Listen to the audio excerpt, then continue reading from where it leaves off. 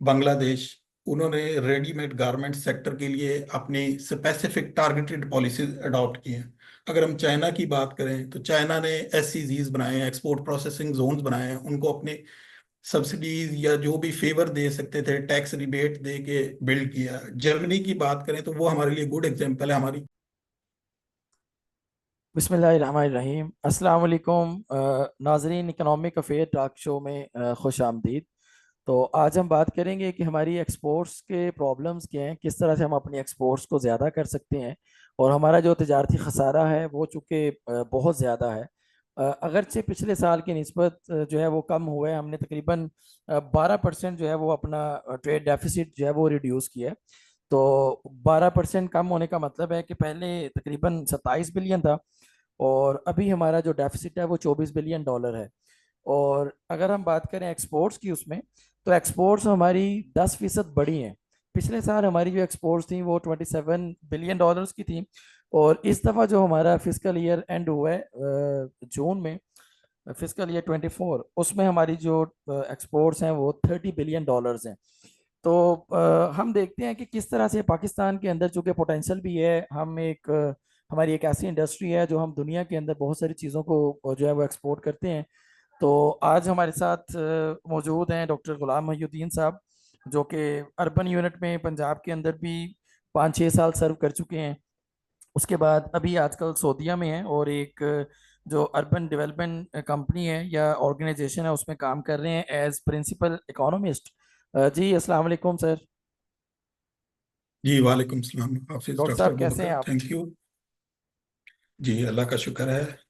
अच्छा डॉक्टर साहब, हमारी एक्सपोर्ट्स का जो प्रॉब्लम है कि हम अपने तिजारती खसारा को कम करना चाह रहे हैं, ट्रेड डेफिसिट को। चूँकि उसका जो असर है वो हमारे करंट अकाउंट पे भी आता है, फिर हमारा जो बैलेंस ऑफ पेमेंट है उस पे आता है, फिर हमारे रिजर्व्स के ऊपर आता है। तो इसके ऊपर आपकी क्या राय है कि गवर्नमेंट कैसे पॉलिसीज बनाए तो हम अपनी एक्सपोर्ट्स को ज़्यादा कर सकते हैं? जी, अगर हम एक्सपोर्ट्स की बात करें तो जो उसमें मेन प्रॉब्लम मेरे ओपिनियन में ये है कि हम इंटरनेशनल मार्केट में अपनी एक्सपोर्ट्स या प्रोडक्ट को कैसे competitive बनाएं।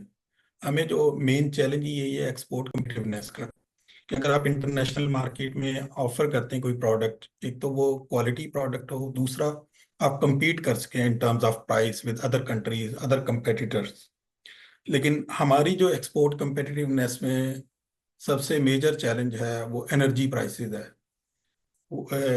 अगर हम बात करें तो मेरे ख्याल में ये ऑलमोस्ट हाईएस्ट है in the region energy prices. और दूसरा, हमारा जो क्वालिटी या प्रोडक्टिविटी की बात करें लेबर फोर्स की, हम मोस्टली ये कह देते हैं कि पाकिस्तान सबसे लो कॉस्ट, हमारी लेबर फोर्स लो कॉस्ट है, हमारे कॉस्ट ऑफ प्रोडक्शन कम है या चीप लेबर फोर्स है। अगर इसको दूसरे एंगल से देखें, अगर हम चीप लेबर फोर्स है या लो कॉस्ट लेबर फोर्स भी दे रहे हैं तो हमारी प्रोडक्टिविटी भी लो है, बल्कि बैड या पुअर प्रोडक्टिविटी है। अगर हम वैल्यू एडेड पर वर्कर देखें in terms of GDP, agriculture में स्टेगनेंट है, हम मैन्युफैक्चरिंग में स्टेगनेंट है, सर्विसेज सेक्टर में स्लाइट ग्रोथ हुई है। अगर हम लास्ट 20 ईयर्स का वर्ल्ड डेवलपमेंट इंडिकेटर में हमारा वैल्यू एडेड पर वर्कर तीनों सेक्टर में देखें, एग्रीकल्चर स्टेगनेंट है, इंडस्ट्री में वॉलेटाइल है, स्टील स्टेगनेंट है, सर्विसेज सेक्टर में कुछ ग्रोथ, हमें ग्रोथ माइन्यूट ग्रोथ कह सकते हैं, लेकिन वो भी compare to other develop countries तो हम कीप असाइड, हम सिर्फ डेवलपिंग कंट्रीज की बात करें, चाइना, इंडिया, बांग्लादेश, श्रीलंका, तो उनसे भी हमारी प्रोडक्टिविटी कम है।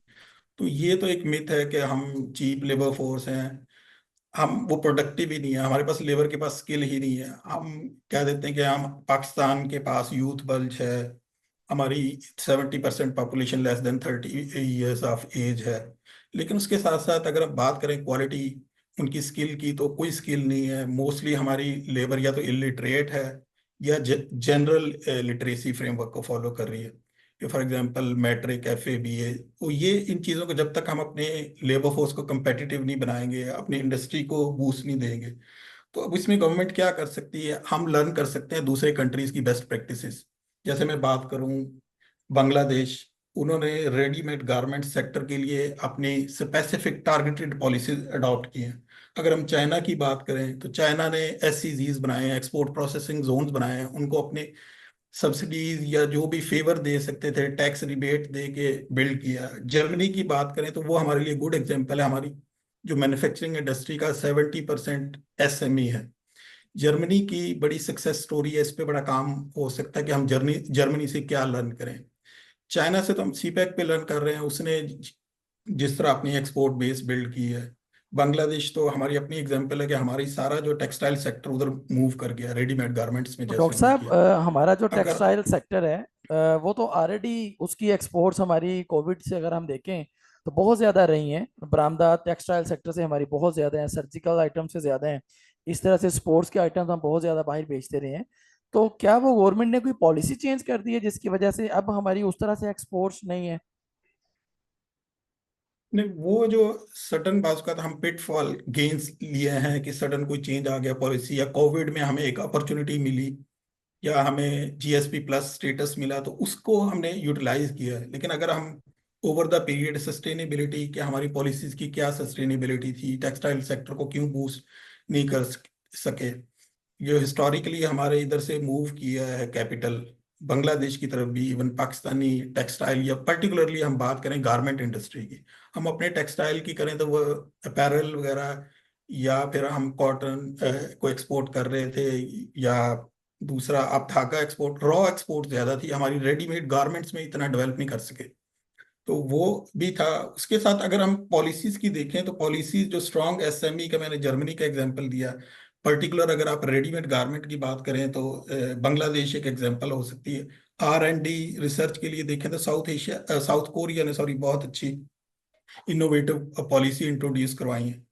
अगर हम इन सारे एस्पेक्ट पे बात करें कि पॉलिसीज कैसे लर्न करना है, आपने स्पेशल इकोनॉमिक जोन बनाए, आप अपनी लेबर फोर्स को, जैसे मैंने हाईलाइट किया, हम चीप पे फोकस ना करें, उनकी प्रोडक्टिविटी एनहेंसमेंट पे। इंटरनेशनल मार्केट में आप compete ही नहीं कर सकते, हम उस क्वालिटी का एक तो बना नहीं पा रहे हैं, और दूसरा हमारी एनर्जी प्राइसेस इतनी हाई हैं जिसकी वजह से हमारा प्रोडक्ट इंटरनेशनल मार्केट में एक्सपोर्ट आइटम compete नहीं कर सकता। तो डॉक्टर साहब, जो हमारी एनर्जी प्राइसेस हैं उसका जाहिर है हम अपने इंटरनेशनल मार्केट को compete भी नहीं कर पा रहे।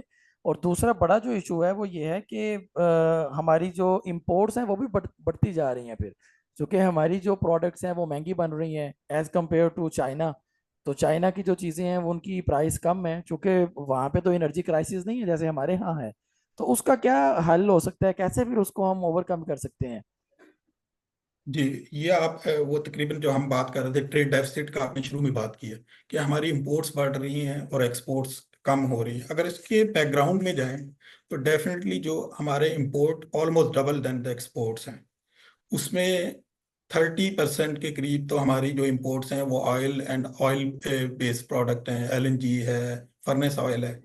आप उसको रिड्यूस कर नहीं सकते क्योंकि हमारा एनर्जी सेक्टर टोटली इस पे रिलाई कर रहा है। ठीक इस है। वक्त एनर्जी की आई थिंक मेरे ख्याल जो लास्ट ईयर के फिगर था, 58% एनर्जी हम फॉसल फ्यूल या इंपोर्टेड ऑयल पे बेस्ड है। वही तो ना, वो हमारी तो इसका यही मतलब है वो जो चीज़ उससे लिंक भी बिजली, है। हमारी जो डॉक्टर साहब बिजली है फिर वो भी बाहर से इंपोर्ट ही हो रही है, जो कि बना तो हम उसी से ही रहे हैं ऑयल को यूज हाँ करके। जी, आईपीपी जिनका आजकल तो बड़ा वो ज्यादा वही शोर चीज़ भी है है। ना। जी, वो जब हम बात करते हैं ना कि इंपोर्ट कट करें, उसमें 30% बिल तो इनका है। इसको कट करेंगे तो हमारी ऑलरेडी एनर्जी सेक्टर उस पर डिपेंडेंट है, 50 से 60%। और वो इंटरलिंक चीजें हैं कि अगर आप इंपोर्ट हैं, वो इंपोर्ट लिंक है एनर्जी प्राइसेस से। एनर्जी प्राइसेस अल्टीमेटली हमारी प्रोडक्ट को इनकम्पेटिटिव बना रहे हैं इंटरनेशनल मार्केट में। और दूसरा अगर बात करें इसको इन्हेंस करने के कैसे ट्रेड डेफिसिट कम करें, तो उसमें जैसे मैंने बताया कुछ तो लॉन्ग टर्म रिफॉर्म है जो इमीडिएट नहीं कर सकते। अगर हम शॉर्ट टर्म मेजर्स पे बात करें तो हमारी जो शॉर्ट टर्म तो यही हो सकता है, हम अपने एक्सचेंज रेट को स्टेबलाइज करें, इंटरेस्ट रेट को भी ग्रेजुअली कम करें कि हमारा कॉस्ट ऑफ बोरोइंग बड़ा हाई है। इंडस्ट्री का एक साइड पे एनर्जी प्राइसेस हाई है, दूसरा जो कॉस्ट ऑफ बोरोइंग है, कैपिटल फाइनेंसिंग वो हाई है, उनको मिलता नहीं है। इसमें हम क्रेडिट फाइनेंसिंग या सब्सिडीज दे सकते हैं एक्सपोर्ट प्रोसेसिंग फर्म्स को। दूसरा ये कि सर्कुलर डेट का जो इश्यूज रिलेटेड है वो भी एनर्जी और इंपोर्ट से लिंक है, एनर्जी प्राइस से इंपोर्ट ऑफ ऑयल से। दूसरा जो लॉन्ग टर्म है वो मैंने आपको शुरू में हमने बात की थी कि एक्सपोर्ट competitiveness है, जिसमें हमने अपनी लेबर फोर्स को competitive बनाना है, उनकी क्वालिटी प्रोडक्ट है, एनर्जी प्राइसेस का, एनर्जी को ग्रेजुअली शिफ्ट करना है टू सस्टेनेबल एनर्जी सोर्सेज, जिसमें हम इंपोर्टेड या फॉसल फ्यूल बेस्ड एनर्जी पे रिलायंस कम करें और दूसरे अल्टरनेट सोर्स ऑफ एनर्जी पे जाएं। तो ये तो सारी लॉन्ग टर्म रिफॉर्म है। इमीडिएट रिफॉर्म में मैंने आपको तीन चार आइटम बताए कि एक्सचेंज रेट को स्टेबलाइज करें, इंटरेस्ट रेट को रिटेन करें या कटेल करें ग्रेजुअली, और एड्रेस करें सर्कुलर डेट के इश्यूज को। तो ये एनर्जी और इंपोर्ट के लिंक इंटरलिंक्ड इश्यूज को रिजॉल्व करने के लिए जी इमीडिएट स्टेप की जरूरत है। डॉक्टर साहब, शुक्रिया आपका। आपने बड़े अच्छे पॉइंट्स जो हैं वो एक्सप्लेन कर दिए हैं कि शॉर्ट टर्म के अंदर, चूंकि अभी तो फौरन फौरन सोल्यूशन शॉर्ट टर्म का सोल्यूशन ही होता है, लॉन्ग रन के अंदर तो गवर्नमेंट की वो पॉलिसीज़ हैं जो हमें बहुत ज़्यादा नज़र ही नहीं आती पाकिस्तान के अंदर। ना हमारा बाकी डेवलप कंट्रीज़ की तरह का अगले 20-25 साल का कोई प्लान होता है कि जिसके ऊपर हम काम कर सकते हैं। तो बहरहाल ये शॉर्ट टर्म पॉलिसीज़ हैं जिसके थ्रू हम अपना ट्रेड डेफिसिट ठीक कर सकते हैं, करंट अकाउंट को ठीक कर सकते हैं, और अल्टीमेटली अपने रिजर्व्स को हम बेहतर कर सकते हैं और इकोनॉमी को किसी ना किसी तरह से स्टेबलाइज कर सकते हैं। शुक्रिया डॉक्टर साहब। इसके बाद इंशाल्लाह नेक्स्ट जो हमारी डिस्कशन है, जो बाकी इकोनॉमिक इश्यूज हैं और उनके सॉल्यूशंस हैं, उस पर बात करेंगे। तब तक के लिए अल्लाह हाफिज़।